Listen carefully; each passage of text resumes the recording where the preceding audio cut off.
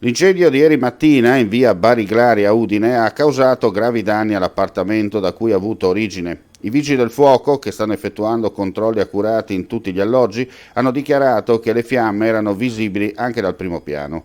Secondo una prima ricostruzione, le fiamme sembrerebbero essersi propagate dalle tapparelle interessando entrambi i lati dell'appartamento.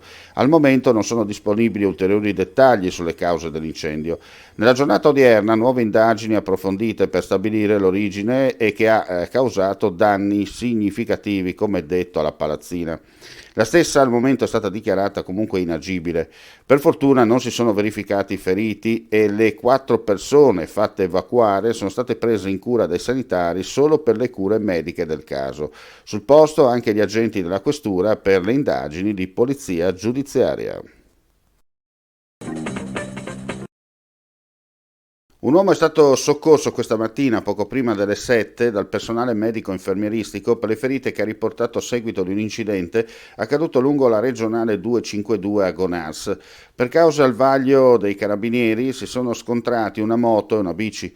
L'uomo viaggiava in sella alla bicicletta. Gli infermieri della Sores hanno inviato sul posto un equipaggio a bordo l'ambulanza proveniente da Palmanova che ha preso in carico l'uomo, poi trasportato d'urgenza all'ospedale della città palmarina con ferite non gravi, illeso il motociclista. A Gorizia, in località Vallone dell'Acqua, subito dopo il ponte sull'Isonzo, si è verificato un incidente stradale. Una donna alla guida di una macchina ha perso il controllo ed è finita fuori strada. Gli infermieri hanno inviato sul posto l'ambulanza proveniente dal pronto soccorso della città in riva all'Isonzo e l'elisoccorso, allertata anche l'auto medica. La donna è stata presa in carico dal personale medico-infermieristico ed è stata trasportata con l'eliambulanza all'ospedale di Udine dove si trova ricoverata fuori pericolo di vita. Dinamica maggiore e apparentemente nessun altro mezzo coinvolto. Sul posto anche i vigili del fuoco insieme alle forze dell'ordine per i rilievi di legge. Traffico da bollino rosso lungo l'autostrada A4 in direzione Trieste con possibili rallentamenti e code in prossimità dei cantieri per la terza corsia e lungo la A57 sempre in direzione Trieste con rallentamenti e code che si potrebbero formare sul tratto Terraglio-Bivio A57 e A27. Lo rileva Autovie Venete ricordando che manca poco all'apertura al traffico dei primi 5 km dei 9 complessivi di terza corsia tra Alvisopoli e Portogruaro. Il traffico lungo la A4, secondo le previsioni della concessionaria, sarà intenso anche sabato.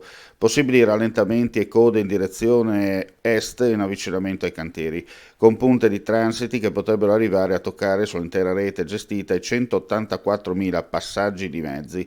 Code e rallentamenti potrebbero registrarsi sabato anche alla barriera dell'Isert, stimati 20.000 transiti, e ai caselli di Latisana, San Donà di Piave, San Stino di Livenza e Cessalto.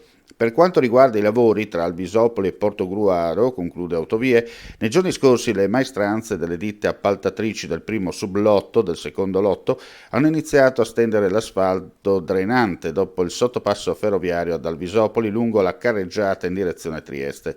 L'operazione verrà conclusa nel fine settimana.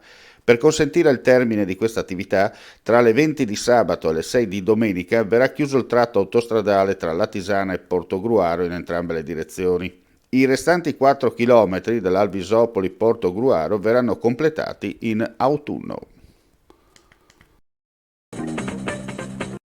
Ci portano più speranza, più fiducia, uno sguardo che finalmente si alza verso il futuro. Per ricominciare con la tua attività, con la tua professione, per allargare i tuoi orizzonti, ricomincia con noi. Contatta il nostro ufficio pubblicità. È il momento giusto per ripartire insieme. Chiamaci ai nostri contatti